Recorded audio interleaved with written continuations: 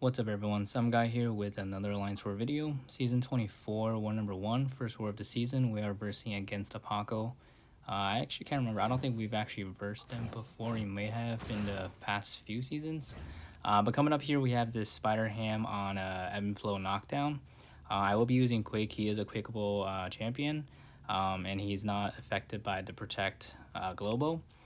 Just have to make sure you knock him down while concussion and stun is up to shut down the protect or the ebb and flow knockdown, and then from there it's just a regular quick and strike fight.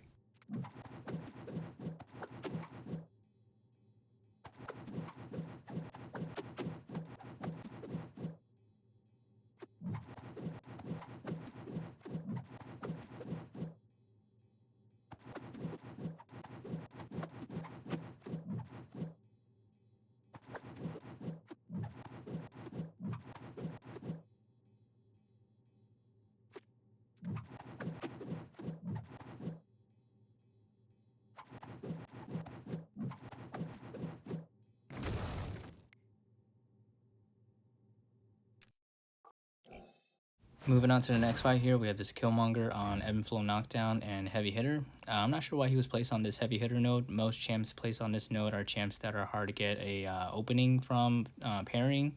So you have to bait their heavies to get an opening, like Nick Fury's Second Life or Moman or Ebony Maw. But anyway, I'll be going in with Sorcerer Supreme. I am trying to land on the Fury one and use my special so that I can get the armor break debuff on Killmonger so I can stop taking the reverberation damage.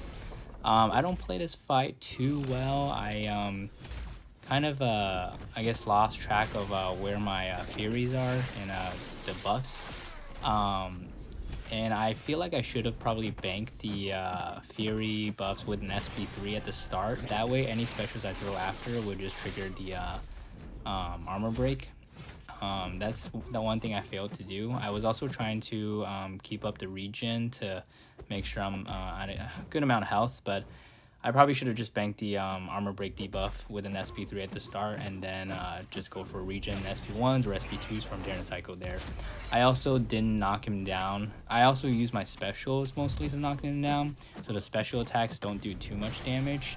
I probably should have knocked him down to shut off the protection and then use my specials. But going forward, I'll probably use that.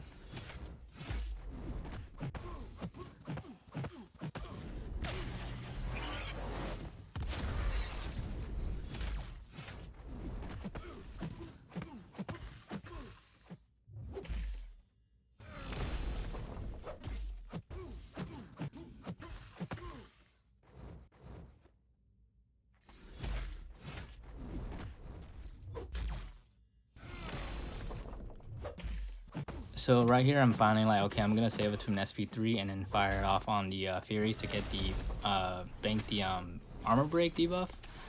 So I bait out his special 2, and now he's got 3 indestructible charges. So I'm like, okay, I need to get rid of those before I throw my SP3 because I want my SP3 to actually do some damage.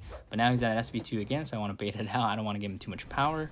But now the passive Fury is running out and he's back on the protection. Plus, he still has the 3 indestructible node, so I'm like, okay, I need to get rid of those again, and I need to knock him down with a heavy to get rid of the protection. So I finally do that, but he's already at pretty much like 30% health by then.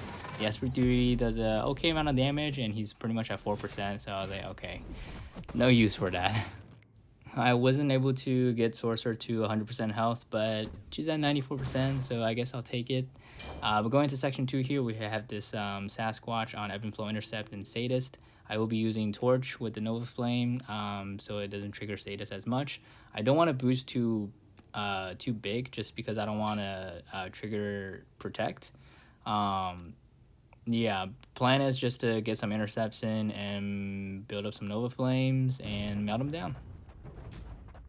So I'm going to get some parries in to build up some smolders and my temperature. Because of the protection node, all my power sting doesn't do that much damage. So right now I have 9 power sting and it only does about 8k when he throws that SP1. So I'm like, okay, I need to get that intercept in so I can do more damage with the power sting. I wasn't too worried about timing out or anything, just I don't want to stay in a fight for too long. with the when he's in wrath mode and everything. But so right now I was able to get a intercept in, and I just need him to throw his special so that power sting can do some damage. And fortunately, he does actually throw it right before the protection comes back in, and I actually did about with the 9 power sting, I did about 20k damage. It doesn't seem a lot on his health bar just because he's so beefy. It only took about, I think, 9% health from him with the power sting, and I think right here he also throws his special. But that's with the protection up, but he's pretty much almost dead by then. So pretty easy fight with Torch's Nova Flame. But moving on to the next fight, we have this Immortal Abomination here on Ebb and Flow Intercept and Redouble Determination. Very common placement for Immortal Abomination. Mostly he's placed on either this node or I think a Path 8 Redouble Determination node. With this node, I feel like it's a little bit easier just because at the start of the fight the protect is up, so his poison doesn't trigger if he is duped. But I'm just gonna be using Quake. Quake pretty much bypasses everything. Since Stubborn is out of the war now, this is protect, so I don't have to parry with Quake anymore. So Quake won't be able to Abomination will be able to trigger or proc poison on Quake, so I don't have to worry about the poison as much. I just have to make sure I don't get like touched by him or hit at all. I can't parry or I can't hit into him. I boosted up big for this fight just because I was kind of worried about timing out because of the Ebb and Flow Intercept, but for the most part it went pretty well. Back when we had the Stubborn Wars, I would use Ghost just so I can put on some tech boost and chain some SP2 damage and try and kill him fast before his power gets out of hand. But since it's Protect, Ghost's SP2 is just going to trigger Protect, and I'll have to intercept. It's not hard to intercept with the Ghost, but it's just a hassle to keep trying to get off Protect, and it's just a lot of time wasting with Ghost in my opinion. So you can't use her SP2 damage to chain the SP2 spam. This Abomination Immortal is also not running any willpower, so Warlock would not have worked either. Well, at least not as well in my opinion. But moving on to this Nick Fury fight. This is a rank 3 Nick Fury on Ebb and Flow Intercept and Redouble Determination and Crumbling Armor. I'm not worried about Crumbling Armor or Redouble Determination because of Quake, but because he is a rank 3, he's pretty tanky, and his willpower generates a lot whenever I have concussion or stun on him. Yeah, this fight took really long and it doesn't go well for me. Maybe if I ran suicides, I possibly could have soloed this fight. I thought about intercepting him while concussion is up to disable the Ebb and Flow Intercept protection, but it was kind of a bit risky. I don't want to risk it, and I didn't realize I was running out of time till about maybe halfway through the fight, and that's when I started using parries to try and get longer stun time. I think this defender is also running 5 out of 5 limber, so I was not getting a long stun duration, which means I wasn't able to build up as many aftershocks on him. So I think that's why ultimately I ended up timing out. This is a very long fight. Feel free to skip forward. It's just me a whole 5-minute quaking, and he still does. Yeah, right here I started doing parries to try and get longer stun durations. But with the parries, the risky thing is if I miss a parry, he's gonna try and throw in heavy. I think he does at one point, and you just have to be keen to evade his heavy in the corner. But yeah, nothing much to say.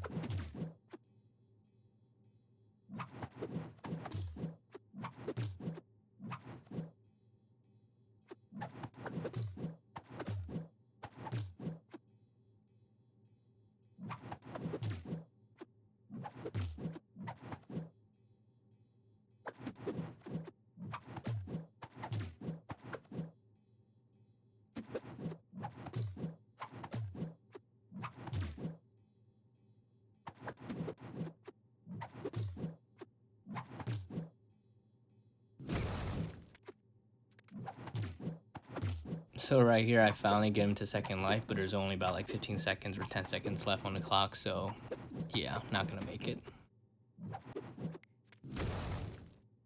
I mean, even though I didn't actually die, I still time out, and that still counts as a death. So it kind of sucks giving away a first death on the first war. But just gonna go back in. He's already at second life, so this round we should be able to get him down without timing out. But to my surprise, it actually takes a long time to get that last 30% down. Probably because he's stun immune, and his health pool is just so much larger, plus of the class disadvantage, and the ebb and flow intercept, the protection is just wasn't doing that much damage. And I think whenever he's not taking damage from the aftershock, he might be even healing up from the willpower. I think my damage is just a little bit lower than his willpower, or about the same. I can't really tell, but yeah, Quake is not a good option for rank 3 Nick Fury on ebb and flow, at least. Probably I'm thinking Colossus or any other mutants, or like Omega, but yeah, definitely won't be using Quake anymore against him on this node.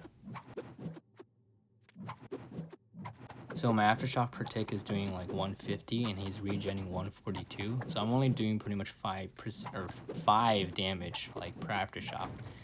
And he was just healing up from the concussion as well. So not a good matchup for Quake, unfortunately. But going to the mini boss island here, we have this Korg on I think stunning reflection, yeah, and polka dot power and stun vulnerability. I will be using Sorcerer. She's not affected by the polka dot power, just because she gains power on her own without the combat power. Actually, I think she does gain some on her own. But anyway, since her attacks are energy based, I won't be taking any thorn damage. I just have to remember not to parry. Right there, I get a good interception, and I was able to knock down all his rock shields and do some damage. But the game plan is just to get to an SP3 so that I can bank a regen on me, so I can mitigate all the block damage I'm taking from not parrying. But that's pretty much it. And also bait out his specials. I do generally want to bait out his SP2s just because it's easier, but his SP1 is not a problem at all too. But just try, my main concern is accidentally parrying him. I think a lot of times I'm very used to repairing, especially with Korg. Actually, no, not with Korg, but with other champs. So I get in the habit of repairing a lot. So I'm always scared to fight these nodes, just because I'm scared of accidentally repairing. Because I think I've done it in the off season before. But anyways, a pretty long fight. Korg is pretty tanky. I didn't want to do too much damage with the what is it called? The armor break and the fury. Just because I didn't want to trigger protect as much and having to need to intercept.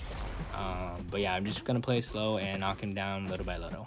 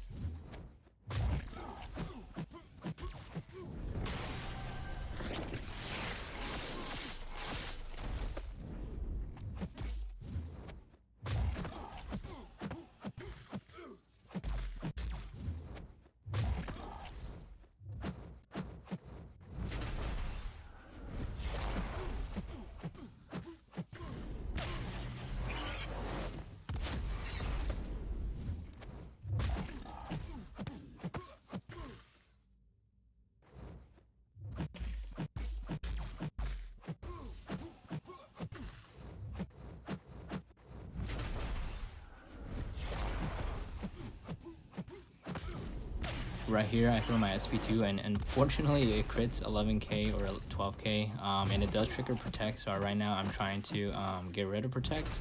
I probably could have finished the fight with protect still on, with the protection still on, but I failed the parry. I'm sorry, I failed the intercept and got clipped. But luckily it didn't do too much damage, even though it did crit. But just some SP1s to heal back up, since I do have the regen on me. But other than that, it's a pretty smooth fight.